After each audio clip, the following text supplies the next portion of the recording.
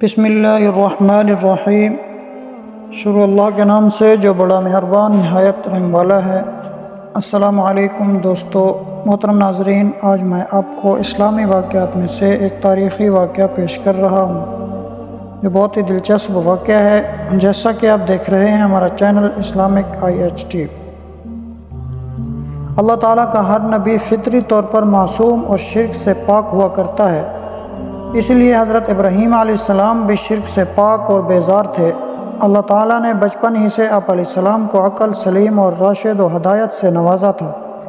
اللہ عز و جل نے آسمان و زمین کی چیزوں میں حضرت ابراہیم علیہ السلام کے لیے اپنی توحید کے دلائل کھول دیے اور آسمان و زمین کی تخلیق اور ان میں موجود عجائب و غرائب کا مشاہدہ کروایا، اور ان پر یہ بات واضح کر دی کہ اللہ تعالیٰ کے سوا کوئی معبود نہیں۔ اسی لیے آپ علیہ السلام نے بچپن میں ہی ستارے، چاند اور سورج کا مشاہدہ کر کے اپنے حقیقی رب کو پہچان کر اس کی عبادت کرنے کا اعلان کیا، اور اللہ تعالیٰ کے علاوہ لوگ جس کی بھی پوجا کیا کرتے تھے ان سب سے نفرت کا اظہار کیا۔ یقیناً ہم نے اس نبوت ملنے سے پہلے ابراہیم علیہ السلام کو سمجھ بوجھ عطا فرمائی تھی اور ہم انہیں خوب جانتے تھے۔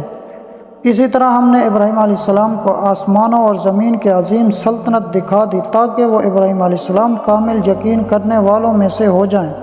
پھر جب رات کی تاریکی ان پر چھا گئی تو انہوں نے ایک ستارہ دیکھا تو کہا کہ یہ میرا رب ہے، مگر جب وہ غروب ہو گیا تو کہا میں غروب ہو جانے والوں کو پسند نہیں کرتا۔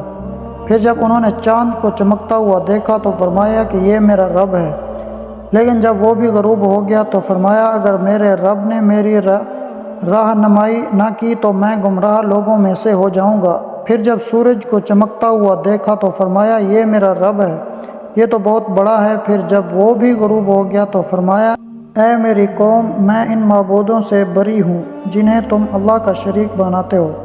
بے شک میں نے یکسوں ہو کر اپنا رخ اس ذات کی طرف کر لیا ہے جس نے آسمانوں اور زمین کو پیدا کیا، اور میں ہرگز شرک کرنے والوں میں سے نہیں ہوں۔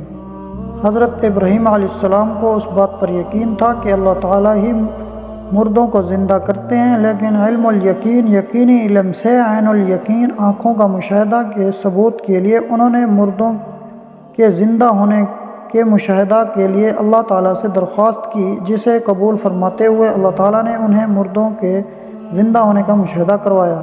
اس وقت کو یاد کیجیے جب ابراہیم علیہ السلام نے عرض کیا کہ اے میرے رب، مجھے دکھائیے آپ کیسے مردوں کو زندہ کریں گے۔ اللہ نے فرمایا کیا اس پر تمہارا ایمان نہیں؟ اس ابراہیم علیہ السلام نے کہا کیوں نہیں، لیکن اپنے دل کا اطمینان چاہتا ہوں۔ اللہ نے فرمایا 4 پرندے لے کر انہیں ٹکڑے ٹکڑے کر ڈالو، پھر ان ٹکڑوں کو 4 مختلف پہاڑوں پر ایک ایک کر کے رکھ دو، پھر انہیں بلاؤ اور تمہارے پاس اڑتے چلے آئیں گے۔ خوب جان لو اللہ زبردست بڑی حکمت والا ہے۔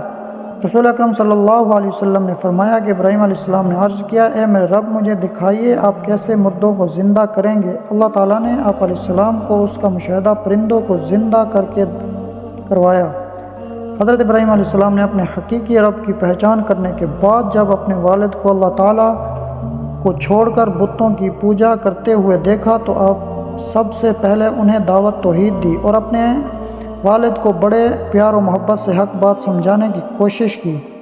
اور وہ وقت بھی یاد کیجیے جب ابراہیم علیہ السلام نے اپنے باپ آزر سے کہا کہ کیا تم بتوں کو معبود بناتے ہو؟ بلا شبہ میں تمہیں اور تمہاری قوم کو کھلی گمراہی میں دیکھ رہا ہوں۔ جب انہوں نے ابراہیم علیہ السلام نے اپنے باپ سے کہا کہ اے ابا جان، آپ ان چیزوں کی عبادت کیوں کرتے ہیں جو نہ سنتی ہیں نہ دیکھتی ہیں اور نہ ہی آپ کے کسی کام آ سکتی ہیں؟ اے ابا جان، میرے پاس وہ علم آیا ہے جو آپ کے پاس نہیں آیا، اس لیے آپ میری پیروی کریں، میں سیدھی راہ کی طرف آپ کی رہنمائی کروں گا۔ اے ابا جان، آپ شیطان کی عبادت نہ کیجیے، بے شک شیطان اللہ رحمان کا بڑا ہی نافرمان ہے۔ اے ابا جان، مجھے اس بات کا ڈر ہے کہ کہیں آپ پر عذاب الہی نہ آ جائے کہ آپ شیطان کے ساتھی بن جائیں۔